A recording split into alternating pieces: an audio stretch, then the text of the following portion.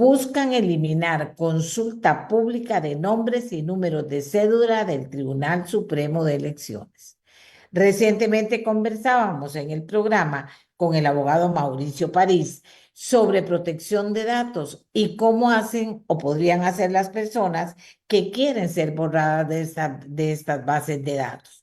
Esta semana fue presentado un proyecto de ley que obligaría al Tribunal Supremo de Elecciones a eliminar el servicio de consultas civiles con el que cualquier persona puede buscar a un costarricense en el registro civil y acceder a detalles como sus ascendientes, descendientes, matrimonios y lugar de votaciones.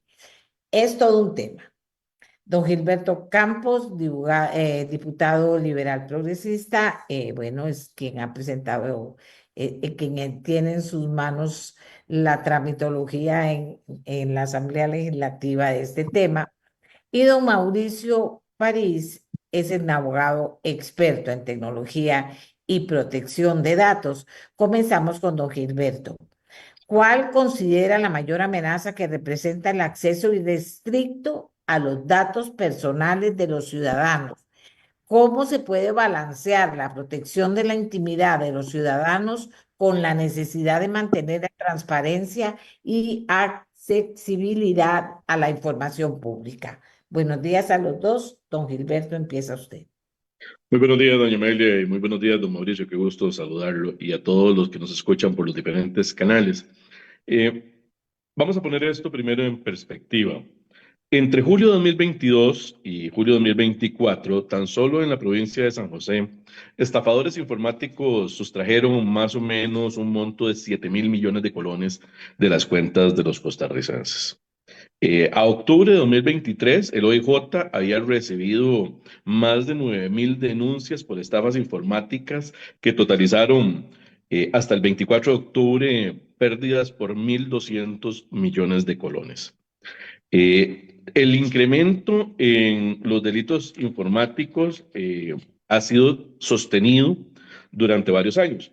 Para que se dé una referencia, por ejemplo, en solamente lo que corresponde a suplantación de identidad, en 2019 se presentaron 608 casos, en 2021 953 casos, en 2023 1.148 casos y continúa creciendo. La Comisión Interinstitucional para enfrentar fraudes informáticos y amenazas a la ciberseguridad, que está conformada por la Cámara de Bancos, la SOGEF, el OIJ, el Ministerio Público y otras entidades, recientemente hicieron un llamado a mejorar las condiciones de seguridad del acceso a los datos de los costarricenses. Esto lo digo para poner en perspectiva el proyecto. El proyecto pretende una reforma al artículo 24 de la ley del tribunal, el cual dice claramente el TSE podrá cobrar por el acceso electrónico con fines comerciales a la información que conste en sus bases de datos mediante los mecanismos seguros que considere pertinentes y salvaguardando el derecho a la intimidad. Vamos a ver. La Sala Constitucional ha resuelto en reiteradas ocasiones el tema del derecho a la intimidad de los costarricenses. Sin embargo, el enfoque nunca ha sido desde la perspectiva de la seguridad. Y el enfoque de seguridad que está contemplado desde el Pacto de San José, la Convención Americana sobre Derechos Humanos, la Declaración Universal de Derechos Humanos, entre otros cuerpos normativos, establece la necesidad de tutelar el derecho de las personas a vivir con seguridad. El proyecto de ley se enmarca en este tema, tratar de restringir el acceso a la información pública que bandas criminales pueden utilizar para suplantar la identidad. Y entonces casos muy puntuales. Adultos mayores que son llamados y le dicen, mire, es que su hijo fulano de tal, que tiene tantos años, que vive en tal lugar, que tiene tales hijos, sus nietos tales, ¿verdad? Y construyen un cuadro, ¿verdad? De referencia muy verídico, ¿verdad? Con el afán de engañarlos, por ejemplo, logran que esos adultos mayores sencillamente depositen en cuentas fraudulentas o cualquier otra cosa y terminan siendo estafados. Esa información que yo acabo de citar es información que es pública. Es información que está abierta en la página del Tribunal Supremo de Elecciones. Desde su número de cédula, su cónyuge, cuántos divorcios tiene, sus hermanos, sus tíos, sus primos y todo el árbol genealógico usted lo puede sacar ahí, ¿no? Eso es información que están utilizando en diferentes modalidades de estafa para engañar a los costarricenses. Entonces, el proyecto tiene esa naturaleza. Es justamente hacer una restricción en la venta comercial de datos que realiza el Tribunal Supremo de Elecciones y establecer algunos elementos de seguridad, como por ejemplo un consentimiento informado, ¿verdad? Para que usted pueda hacerlo. No tienen absolutamente nada que ver con temas de información registral de bienes, inmuebles o muebles y toda esa carajada, ¿verdad? Obviamente el sistema tiene que garantizar el acceso a los notarios, por supuesto, porque los notarios necesitan verificar la información de los comparecientes para cuando se van a hacer alguna escritura, alguna cosa así, ¿verdad? Pero el proyecto de ley lo que pretende es justamente eso, devolverle a la gente el control de sus datos vitales, ¿verdad? De sus datos vitales. ¿Qué piensa don Mauricio París y qué ha hecho don Mauricio París en ese sentido? Buenos días, doña Amelia. Un gusto saludarle también a todos quienes nos ven o nos escuchan. Y buenos días también a don Gilberto. Un gusto saludarlo y también felicitarlo por interesarse en los temas relacionados con la protección de datos con el proyecto recientemente presentado. Digamos, para poner en contexto cuál es el problema acá, digamos, qué es lo que hace el Tribunal Supremo de Elecciones. De lo que estamos hablando es de dos cosas diferentes que hay que tener claras. Primero, a lo que se refería don Gilberto, que es lo que el Tribunal Supremo de Elecciones llama el sistema de verificación de identidad de los ciudadanos, que es lo que comercializa el Tribunal Supremo de Elecciones y que lo que comercializa son además datos biométricos de los costarricenses. Esto es básicamente la identificación mediante huellas dactilares por unos dispositivos que se comercializan en donde la persona pone su huella dactilar y el sistema le dice quién es la persona, ¿verdad? Haciendo un análisis de la base de datos del Tribunal Supremo de Elecciones versus la biometría de la huella dactilar y además eso mismo asociado a la plantilla biométrica, es decir, del rostro, de la fotografía que nos toma el Tribunal Supremo de Elecciones, no es solo una imagen, sino además tiene biometría, es decir, tiene la posibilidad de que confrontada esa imagen contra una imagen que nos es tomada en tiempo real, se determine si esa persona es quien dice ser. Ese es el sistema de verificación de identidad que el Tribunal Supremo de Elecciones comercializa, ¿no? Y además, el Tribunal Supremo de Elecciones ofrece a cualquier persona que le solicite el servicio, a cualquiera, sin ninguna limitación, con tal de que pague, la posibilidad de que poniendo el número de cédula de una persona le aparezca el nombre y le aparezca otros datos personales, ¿no? Es decir, el Tribunal Supremo de Elecciones, y usted lo informaba la semana pasada, recauda una cantidad muy significativa de dinero por esos servicios que comercializa. Aquí hay un primer problema, es cuál es la base legal de los datos que nosotros le damos al Tribunal Supremo de Elecciones. En realidad son dos cosas. ¿Para qué le damos los datos al Tribunal Supremo de Elecciones? Primero, para que lleve el registro civil y diga si estamos vivos, muertos, casados, etcétera, ¿no? Y número dos, para que nos dé una cédula de identidad con la cual podamos votar. Esa es la lógica por la cual yo tengo que ir a sacar una cédula para identificarme y ejercer el derecho al voto, ¿no? No es para que el Tribunal Supremo de Elecciones comercialice esos datos, aunque introdujeron esta norma que dice que pueden venderlos al mejor postor. Esa norma, desde mi punto de vista, es una norma con vicios de constitucionalidad. ¿Por qué? Porque atenta contra el derecho a la intimidad que está en la Constitución. Pero curiosamente, el Tribunal Supremo de Elecciones esto no lo puso en la ley del registro civil, por ejemplo, sino lo puso en la ley electoral. ¿Para qué lo hizo así? Desde mi punto de vista, muy bien pensado, porque el Tribunal Supremo de Elecciones dice que las leyes electorales solo las interpreta el Tribunal Supremo de Elecciones. Es decir, para que ningún otro juez que no sean ellos pueda decir si esto es válido o no. Ya cada costarricense podrá sacar las conclusiones de si esto fue simplemente un error de en dónde poner la reforma o fue una intención clara de que no le cerraran el negocio al Tribunal Supremo de Elecciones de comercializar sus datos y los míos. Esa es la primera parte, la venta masiva de datos biométricos de los costarricenses. Y segundo es el sistema de consulta abierta que tiene el Tribunal Supremo de Elecciones de los datos de todos nosotros. ¿Ok?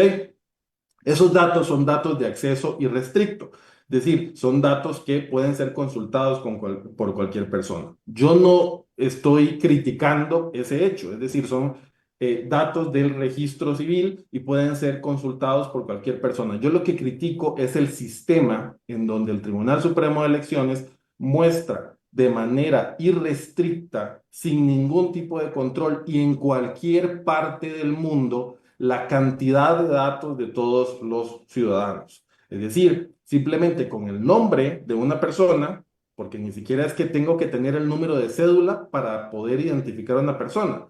Si alguien tiene un nombre que solamente hay una o dos personas con ese nombre, o tres personas o cinco personas con poner Mauricio París, seguramente le va a dar un único resultado. Y eso le permite tomar el número de cédula de identidad de esa persona, que es el identificador numérico que el Estado utiliza para todo. Entonces, yo con esa información puedo conseguir todo el resto de informaciones en otros registros públicos.